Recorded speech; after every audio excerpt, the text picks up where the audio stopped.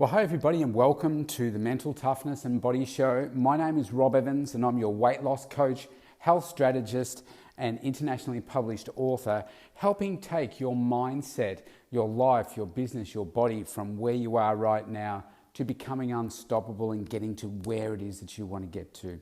And today I want to share a story with you. And this is about knowing your outcome, knowing those defining moments in your life. And I'll close with a summation of what to take away from my story. So we need to go back to 2007. I think it was around 2007. I was working in a corporate job as a chartered accountant. And at the time I had, I think it was about 10 to 12 people that reported to me. And I was an operational manager, and I had basically customer service and admin people that worked underneath me. And this particular day, I still remember it very clearly, and you'll understand why in a moment. But one of my staff members was a little bit distressed that day, a little bit upset about what was going on with like an ex-boyfriend and that kind of stuff. Now, I wasn't particularly close with this staff member. She sat kind of opposite me over a pathway, if you like, a hallway. And I had a bit to do with her on a day-to-day basis just through interacting, but I didn't really know too much about her. And it was only through talking to her supervisor, who also reported to me. They said, "What's going on?" But she said, the ex-boyfriend is giving her trouble and stuff. She didn't have a boyfriend at the moment, but it was an ex-boyfriend giving her a lot of trouble.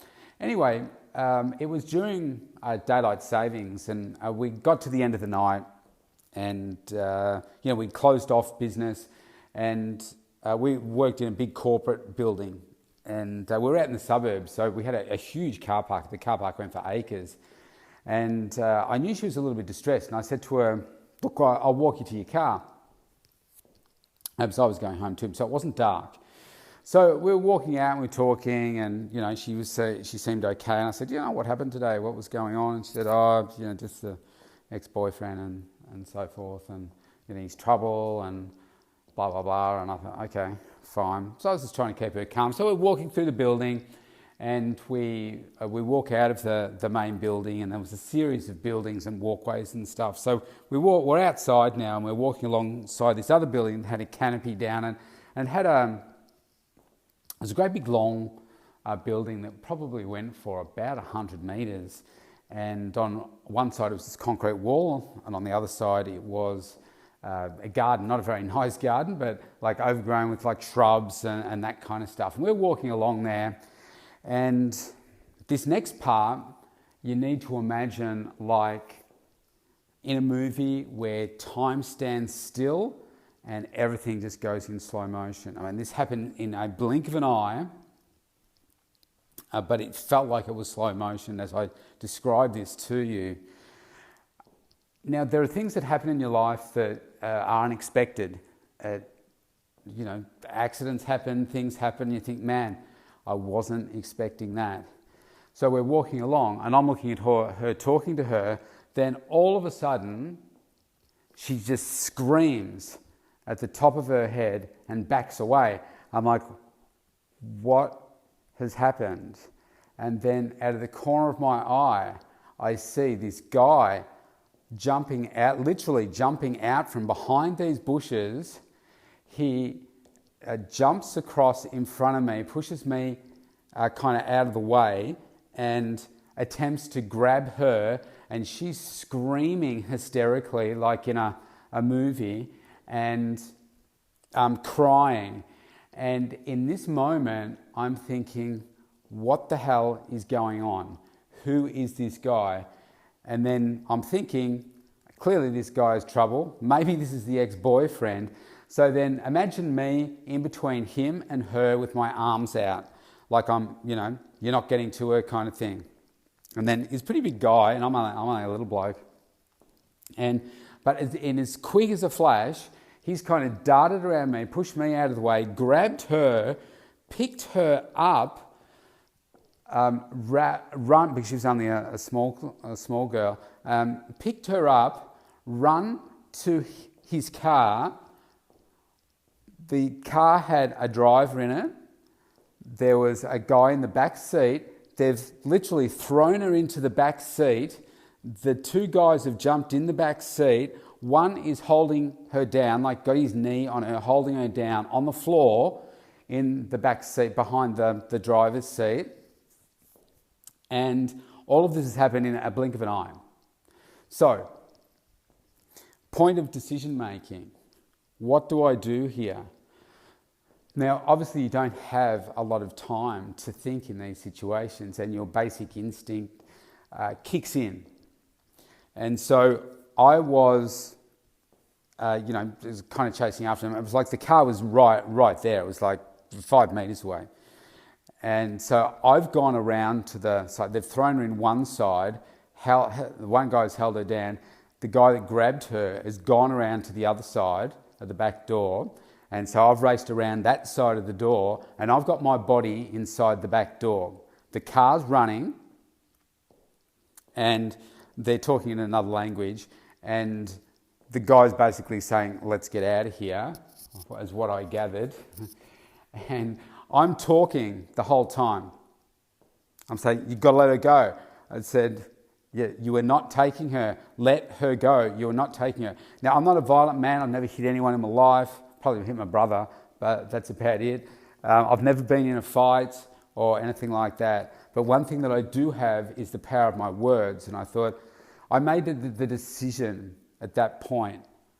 My outcome from that situation was, there is no way I'm letting her take that girl, my staff member, and that's just the way that it's going to be. Now, if we just pause the story there for a moment, at this organisation, I used to be an auditor. And I'd done a number of audits of the security of the building and all that kind of stuff. Now, we left at a time of the night when it was still quite light, but most of the staff had left for the day. But because it was a 24/7 operation, there were staff coming and going kind of all the time. Now, this building housed probably a couple of thousand people. So there were people sort of coming and going, but a lot of people had left. Now, I did know that where they were parked, that there were security cameras, okay, that were on the building that would have been seeing, what was going on. But it was also at a time when, 2007, I didn't have a mobile phone. Mobile phones didn't have cameras in them at the time, and everything was just going on really, really quickly. I'm standing in the doorway, the car's running, and they're yelling, she's screaming, they're yelling at me and yelling at her in another language. And I'm like, I'm not letting you take her. Now, as all this is going on, some people started to come out. Some are just walking past completely oblivious.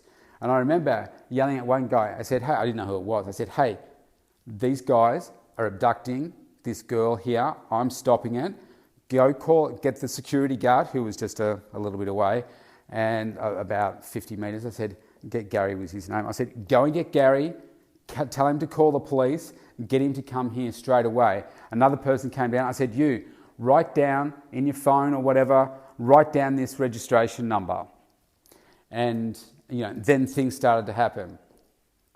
And I'm like, where are these people? But time was standing still, because it wasn't like bang, they just turned up like that. So I'm keeping on talking to this guy. And I said, there is no way you are taking her. I said, the police are on their way. There's security cameras here. They're seeing the whole thing. I'm not letting you take her. You let her up now. You let her out. I'm not letting you take her. Now, in my head, I had the last resort was I was going to jump in the back seat of the car. If they took off, I was going to jump in the car. There was no way I was going to let them take her.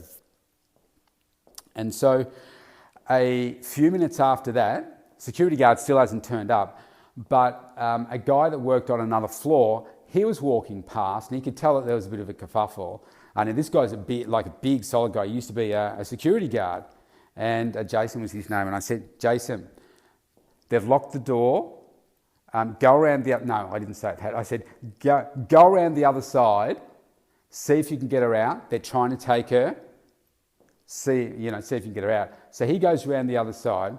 By this stage, I've realised that the driver is a really young bloke and he's absolutely crapping himself because he's realising what's going on here, how serious it is, and what I'm saying about the police coming and you're not going to get away with this, and we've got your registration details and all that kind of stuff. So as he goes around the side of the driver, he had his window down, he puts his hand in, unlocks the back door, gets her out. The other guy gets out. Now Jason's a big guy and this guy kind of confronts Jason, and he kind of like chest to chest kind of thing. And this guy realised that by this stage the security guard was there. There's a few other people milling around, and they thought, we better get the hell out of here because the police are on their way. I said, look, the police are coming. They're on their way. And they got out of there. Now, she's hysterical. She runs over to me and she's, clawing me, and as in like holding me, squeezing me so tight, screaming, hysterical. And anyway, I spent the next few hours with her and the police, giving the police detectives and all that kind of stuff. And in the subsequent days, my goodness, the nightmares that I was having, and how I was worried about my own health, because I subsequently discovered that these guys were 3 drug dealers and they were threatening to shoot me. It's just that they were saying it in another language, so I didn't quite make it out. They said they had a gun or guns and they were going to shoot me. And would I have reacted differently if that was the case? Probably not. It was just one of those things. It was just instinct that I said, I'm not going to let them take her. Now, I saw her a few days later, and she obviously had a few days off work, and we got to spend a little bit of time talking about it. And she said, look, that day, she said, you saved my life. She said they told me what they were going to do was take me and kill me, basically because she said no to going back to him. Now, in the days after that, she was going to press charges because where they went was from work around her place to wait for them. But the police were pretty clever, and they went around there. They saw that the car was there. They picked up the guy or guys, and in the end, she dropped the charges because they threatened to kill her whole family. She ended up moving away somewhere. Somewhere in all of this, she made peace with the ex. He actually apologised and said to apologise to me for everything that had gone on.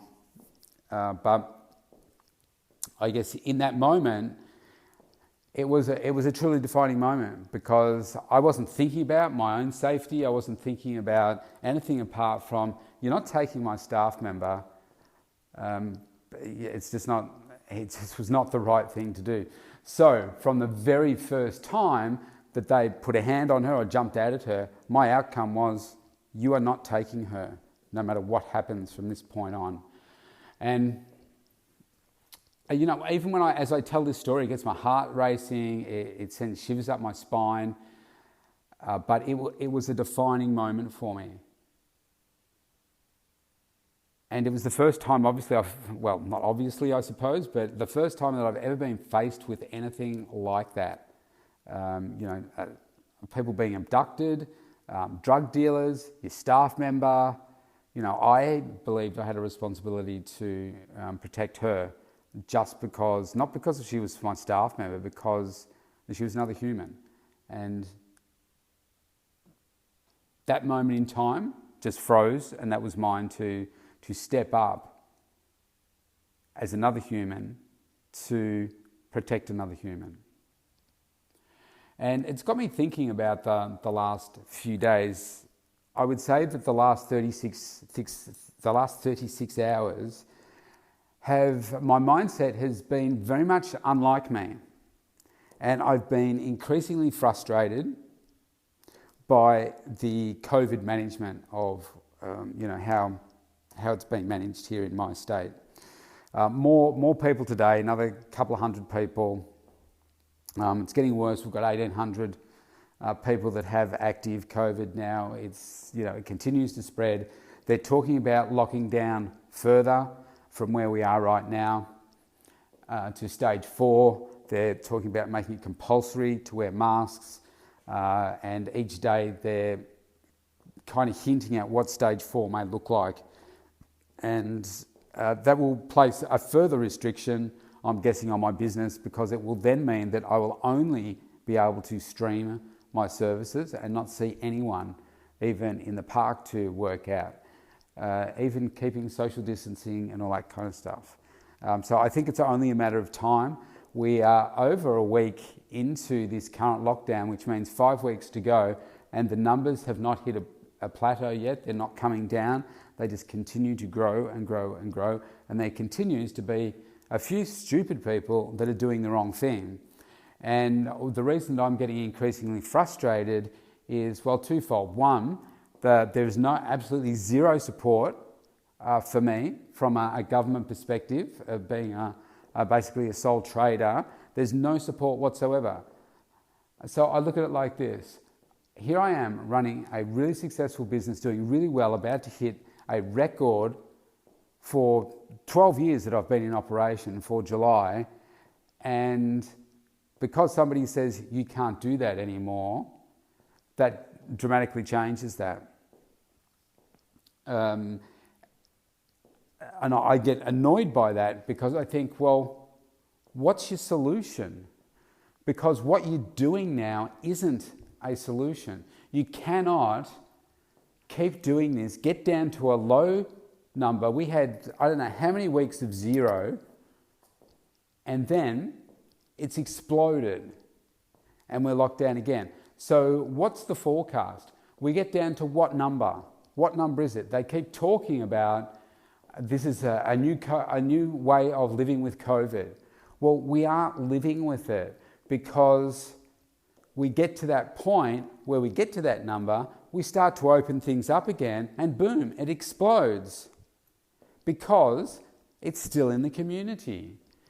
And then they get worried about that, so they lock us down again, which is why I think we'll be still locked up at Christmas. Now, whether we stay locked up until then, or whether they open us up again and they have to shut us down again, there is no sensible solution with what they're doing at the moment to get to a state where we can get back to normal. And they say, well, there is no normal, but this isn't sustainable. Like, a sustainable not normal is okay with me, which to me is, okay, you do the right thing with the social distancing and all of that kind of stuff.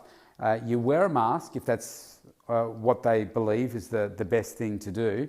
You restrict your activities, but you're not locked down. You can continue to work. You can continue to go to the gym and exercise and do all those things. But you're just more sensible about it. And then you deal with the extra cases. So you really, really support those people that are vulnerable, which are the elderly and the aged care and all that kind of stuff. And you really, really support them. So if it does get there, they're the ones that get protected. Otherwise, you just let the thing go, but manage it when things happen. So I don't know. So I've been increasingly frustrated with all of that. So what has that got to do with this story that I've just told you? Well, because I was frustrated, I thought, well, hang on a second. You've got to snap out of this, because this is doing you no good. And it made me think about defining moments and the reason for telling you that story, because it was a defining moment for me in my life. It'll be something that I'll never forget, and it's a day where I saved someone's life and had a deep and meaningful impact on her. Right now, what's going on in our society with COVID around the world, this could be your defining moment. This could be my defining moment.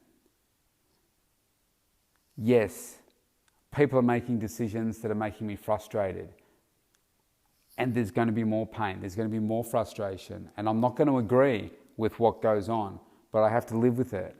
So what I can do is say, I'm going to use this as a defining moment, just like I did with the first lockdown, and I made myself so productive and moved my business and my life so much further forward in that lockdown. I need to do that here now. This, for you right now, could be the same thing. This could be your defining moment.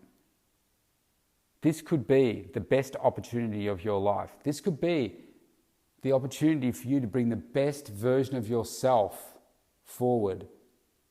This could be the best time in your life to be alive, which sounds weird because we're going through such hard times. But it could be the best defining moment of your life and my life. I look at any significant thing that has happened to me in my life that's been really bad. There's a number of defining moments. That one I just talked about was one of them. The most significant defining moment in my life was when this guy held me up against a wall, threatened to kill me in front of a classmates, and I felt so humiliated. But if he hadn't have done that, I would not be standing here right now talking to you about this and running the business that I do. But it's because of that pain that I felt from that humiliation that I decided to step up and say, I'm never going to feel like that again. I'm sick and tired of being pushed around. That happened to me when I was 20 years old. And I was bullied as a kid. And I was pushed down corridors and kicked. And just because I looked different and I was short and I wasn't good at sports and I didn't have many friends, I was an easy target. And I said, I'm 20 years old now. I'm not going to put up with this ever again. I'm sick and tired of feeling crappy about the way that I look and my body and not having any friends and feeling like because I look the way that I do that no girl will ever talk to me and no one will ever like me because I thought I was ugly and I was puny and I was too short and I'd never find anyone that would be interested in me ever. And that was the defining moment where I said, I'm not going to do that ever again. I'm not going to be like that anymore. So I joined a gym and I changed my body, and best of all, I changed my self-image, because years later I realized it had nothing to do with the external. It had everything to do with the internal, of what's going on inside my mind as to how I viewed things. I kind of changed my glasses, if you like. And when I did that, that's when my whole world started to change. And that's when I started to communicate with myself differently. And that's what our opportunity is right now. I think you need to define what it is that your outcome is right now. What is it going to be over this lockdown or this period of time where it's just not normal? I mean, I love networking with people. I love traveling to events and being able to talk to people and do all those things. There's a possibility that that may not happen again for years, like literally years for that to happen. Many of the things that I used to do, I cannot do anymore, and that may be the same for you.